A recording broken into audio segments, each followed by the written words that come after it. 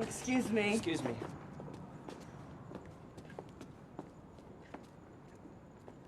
Hey, could we do that again? I know we haven't met, but I don't want to be an ant, you know? I mean, it's like we go through life with our antennas bouncing off one another, continuously on ant autopilot, with nothing really human required of us. Stop, go, walk here, drive there. All action basically for survival, all communication simply to keep this ant colony buzzing along in an efficient, polite manner. Here's your change. Paper or plastic? Credit or debit? You want ketchup with that? I don't want a straw. I want real human moments. I want to see you. I want you to see me. I don't want to give that up. I don't want to be an ant, you know? Yeah, no, I don't want to be an ant either. Yeah, thanks for kind of like jostling me there. I've been kind of on zombie autopilot lately. I don't feel like an ant in my head, but I guess I probably look like one. It's kind of like D.H. Lawrence had this idea of two people meeting on a road, and instead of just passing and glancing away, they decide to accept what he calls the confrontation between their souls. It's like freeing the brave, reckless gods within us all. Then it's like we have met. So I'm doing this project, and I'm hoping maybe you'll be interested in doing it. It's a soap opera. And so the characters are the fantasy lives or the alter egos of the performers who are in it. So you pretty much just figure out something that you've always wanted to do or life you've always wanted to lead or occupation or something like that. And we write that in.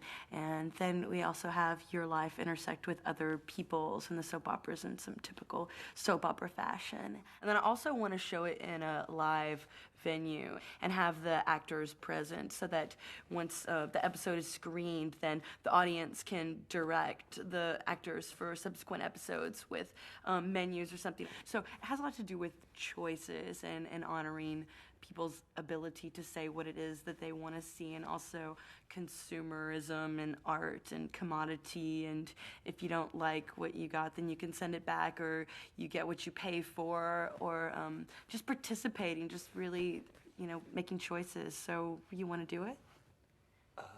Yeah, that sounds really cool. I'd love to be in it, but I kind of gotta ask you a question first, though. I don't really know how to say it, but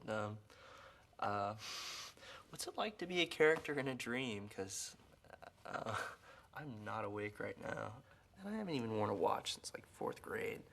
I think this is the same watch too. Yeah, I don't even know if you're able to answer that question. But I'm just trying to get like a sense of where I am and what's going on. So what about you? What's your name? What's your address? What are you doing? I can't really remember right now. I can't really recall that. But that's beside the point. Whether or not I can dredge up this information about my address or my mom's maiden name or whatnot. I've got the benefit in this reality, if you want to call that, of a consistent perspective. What is your consistent perspective? It's mostly just me dealing with a lot of people who are exposing me to information and ideas that seem vaguely familiar, but at the same time, it's all very alien to me. I'm not in an objective, rational world. Like, I've been, flying around. I don't know. It's weird, too, because it's not like a fixed state. It's more like this whole spectrum of awareness. Like, the lucidity waivers. Like, right now I know that I'm dreaming, right? And we're, even talking about it. This is the most in myself and in my thoughts that I've been so far. I'm talking about being in a dream. But I'm beginning to think that it's something that I don't really have any precedent for. It's totally unique. The quality of the environment and the information that I'm receiving, like your soap opera, for example. That's a really cool idea. I didn't come up with that. It's like something outside of myself, like something like transmitted to me externally. I don't know what this is. We seem to think we're so limited by the world and the confines, but we're really just creating them. I mean, you keep trying to figure it out, but it seems like now that you know that what you're doing is dreaming, you can do whatever you want to. You're dreaming, but you're awake. You have so many options, and that's what life is about.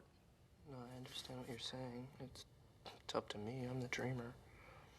I don't know, it's weird, like, so much of the information that these people have been, like, imparting to me, I don't know, it's got this, like, really heavy connotation to it. Well, how do you feel? Well, sometimes I feel kind of isolated, but most of the time I feel really connected, really, like, engaged in this active process, which is kind of weird because most of the time I've just been really passive and not really responding, well, except for now, I guess. Just kind of like letting the information wash over me. It's not necessarily passive to not respond verbally or communicating on so many levels simultaneously. Perhaps you're perceiving directly.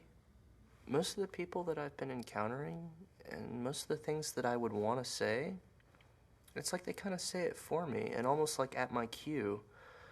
It's like complete unto itself. It's not like I'm having a bad dream. It's a great dream. But it's so unlike any other dream I've ever had before. It's like the dream. It's like I'm being prepared for something.